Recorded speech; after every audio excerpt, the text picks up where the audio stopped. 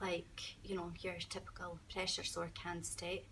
I wasn't. I became pregnant and my mobility deteriorated because my joints started to subluxate and developed really bad edema, so I became unable to move my legs towards the latter end of my pregnancy. Getting a pressure sore wasn't my top priority because I had other things going on. I knew it was a risk, but my mobility had deteriorated, so I wasn't able to walk, so that was the top on my list of priorities because I couldn't get to the toilet, I couldn't do anything, I had a toddler that I couldn't look after, I was pregnant, I had my own stresses, was I going to get back to health, was this, I was also in a lot of pain, so I couldn't move.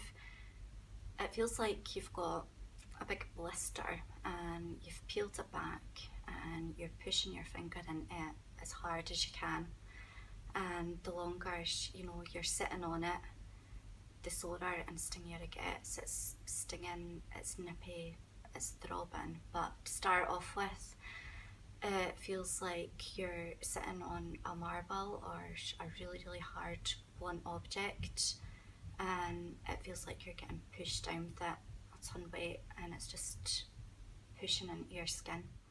There's so many different things and different factors. I didn't really get listened to when I was, saying that I was showing signs of getting pressure sores. I'd reported that I was getting pain when I was sitting because I wasn't able to really reposition the seat. The wheelchair that I was in was too narrow, so I was getting pressure damage on my sides because I was spilling out, so that was rubbing against. I had pit and edema right up to my waist, so my thighs were pushed right in together, so my body was rubbing. I had a catheter and things as well. There wasn't moving handling equipment there for me. I was planned admission to hospital, but the moving handling equipment wasn't in place. There weren't clear pathways to get the moving handling equipment, so I was left in bed for quite a while. The other factors, the pain, that wasn't dealt with.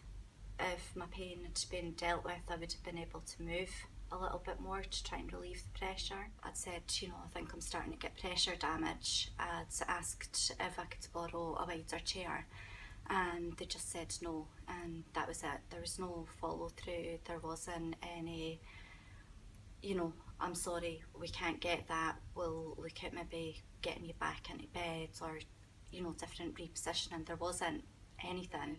My midwife came along, looked at my skin and said that she'd have to get the doctor to look at it, and the doctor to be along later, so about 12 hours later the doctor came along, had a look, so I had to expose myself again, and which was quite embarrassing.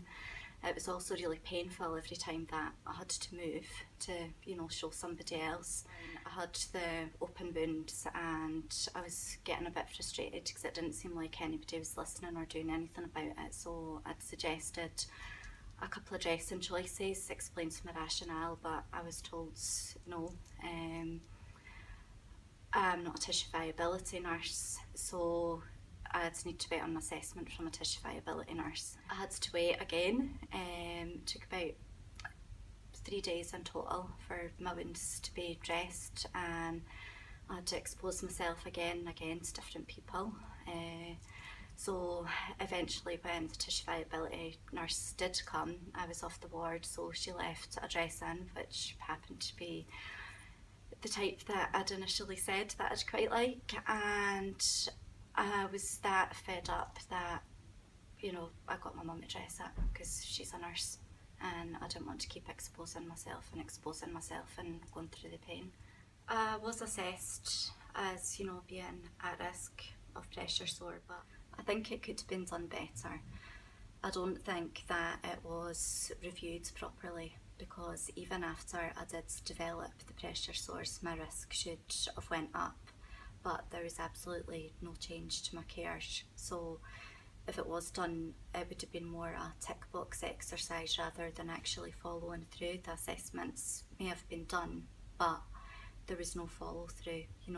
after the risk assessment with care planning and putting a plan in place. I think it's about, not just focusing on the risk assessment tool and looking at the person, using your clinical judgment, doing your skin inspections, following up, following through, making a care plan, and when there's are changes, to the person, it might not always reflect on the risk assessment, or you might not see it on paper, but always follow your judgment. I think there's a huge problem with referral pathways. For the moving hands-on equipment, there didn't appear to be one to access that to enable me to move back and forward. The pain management one, there were too many pathways, so staff weren't clear what one to follow. I feel if I'd been listened to about the pain, and the pain has been dealt with, I would have been able to move a wee bit more. That would have improved my mobility. The length of time that it took to refer to a tissue viability nurse for such, small pressure sores that were only grade 2s, I feel that staff should have been able to deal with that. I think, the knowledge, basic knowledge in skincare's lacking. I think I was really unlucky in the care that I received, and I know that there's, so much pressures on nurses, doctors, and I see such great care, every day when I'm at work, when I'm going out to hospitals, when I'm going assessing people, and what it's like to achieve by telling the stories, making sure that everybody's receiving that really great care, and that there aren't people, that slip through the net and are really unlucky like I was.